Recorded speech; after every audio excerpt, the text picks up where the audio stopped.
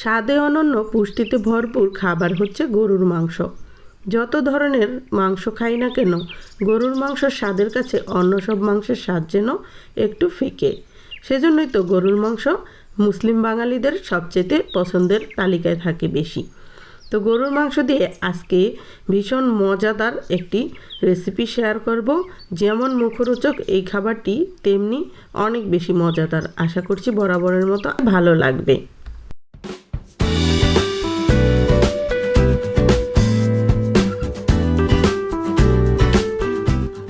আসসালামু আলাইকুম এভরিওয়ান, সবাইকে আবারও স্বাগতম জানাচ্ছি নতুন আরও একটি রেসিপি ভিডিও দেখার জন্য।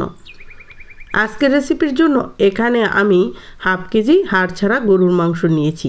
3টা টুকরা করে নিয়েছি। মাংসটা একটা আস্ত টুকরা ছিল, সেটাকে আমি একটু ছোট করে নিয়েছি। এখন এই পর্যায়ে এরকম পাতলা পাতলা করে কেটে নেব। তো আমি আমার চ্যানেলে কিন্তু মাংসের রেসিপি খুব কম শেয়ার করি, তবে যারা ইউরোপে আছেন তারা জানেন এখানে কিন্তু সবজি বা মাছের চাইতে মাংসের দাম অনেক কম থাকে। তো সেই ক্ষেত্রে মাংসটা বেশি খাওয়া হয়, তবে আমি আপনাদের সাথে কম শেয়ার করি মাংসের রেসিপি।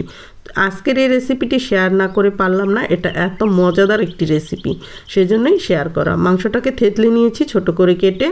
এখানে জিরা নিয়ে নিলাম 1 টেবিল চামচ, আর 4টা এলাচ আর 2-3 টুকরা দারুচিনি নিয়েছি। এখানে সামান্য একটু আদা নিয়েছি, বেটে নিলে এটা 1.5 টেবিল চামচ পরিমাণ হবে। আর বেশ অনেকটা রসুন আর পেঁয়াজ নিয়েছি। এটা আপনাদের পছন্দ মতো পরিমাণে দিবেন, বাড়িয়ে কমিয়ে দিতে পারেন। তো পেঁয়াজ রসুনটা বেশি দিতে হবে, তাহলে টেস্ট ভালো আসবে। এ পর্যায়ে হচ্ছে মশলাগুলো অল্প অল্প করে শিলনোড়াতে আমি বেটে নিব। যেহেতু শিলটা ছোট, সেই ক্ষেত্রে 2-3 বারে বেটে নিব। আপনারা চাইলে ব্লেন্ডার করেও দিতে পারেন। তো শিল যেহেতু ব্যবহার করেছি, সেই ক্ষেত্রে আর ব্লেন্ডারের ঝামেলা যাচ্ছি না, একবারে এটাতেই বেটে নিচ্ছি। তো তুলে নিচ্ছি মশলাগুলো। তো সবগুলো একসাথে বেটে নিয়েছি আমি 2-3 বারে। এখানে বেশ অনেকটা পাকা মরিচ নিয়েছি। এখানে আমি 250 গ্রাম পাকা মরিচ নিয়েছি। এই মরিচগুলো দেখতে যতটা লাল, ঠিক ততটাই কম ঝাল। দেখতে লাল, সেই জন্য আমি কিন্তু নিয়েছি। এরপরে হচ্ছে মরিচগুলোকে ছোট ছোট করে কেটে নিয়েছি, এরপরে বেটে নিব। তো এই যে এভাবে বেটে নিচ্ছি, একটু হাত জ্বলবে না, যেহেতু মরিচের ঝাল কম। তো দেখতে লাল বিধায় কিন্তু অনেক বেশি সুন্দর লাগবে। আর আজকের রেসিপির অন্যতম উপকরণ হচ্ছে মরিচ। তো সবগুলো মরিচ একবারে বেটে নিব। এই যে বেটে নিয়েছি সব কিছু। এখন চুলায় চলে আসলাম। সরিষার তেল দিচ্ছি। এই রেসিপিতে সরিষার তেল দিলে বেশি মজা হবে। 1 কাপ পরিমাণ তেল দিয়ে দিলাম, হাফ কাপ করে। 2টা তেজপাতা চিড়ে দিয়ে দিলাম। এরপর হচ্ছে তেলটা হালকা গরম অবস্থায় মাংসটা দিয়ে দিলাম। লবণ দিয়ে দিলাম এখানে 1 টেবিল চামচ পরিমাণ। এ পর্যায়ে মাংসটাকে 4-5 মিনিট তেলের সাথে ভালোভাবে ভেজে নিয়েছি। এখন হচ্ছে পেস্ট করে রাখা মশলাগুলো দিয়ে দিচ্ছি। এই রেসিপিতে হলুদ ব্যবহার করব না, আর এই পর্যায়ে তেমন কোনো মশলার প্রয়োজন নেই। নেড়ে চেড়ে দিয়ে তারপর আমি ঢাকনা দিয়ে ঢেকে দিব মাংসটা সিদ্ধ হওয়ার জন্য।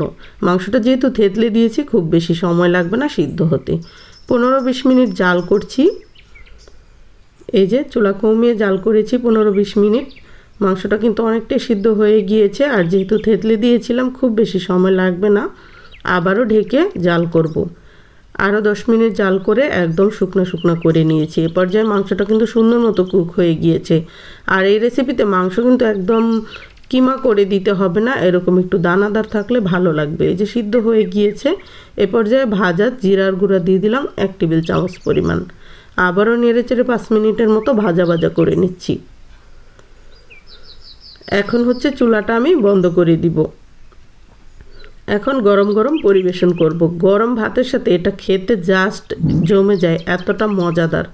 তো তৈরি হয়ে গেল আমার ভীষণ মজাদার গরুর মাংসের মরিচ খোলা, বা মরিচ খোলা ভর্তাও বলতে পারেন। এটা ভীষণ মজাদার। মরিচ খোলা তো অনেক সময় ভাপিয়েও তৈরি করে অনেকে, তো এভাবে তৈরি করে দেখবেন, অনেক বেশি মজাদার।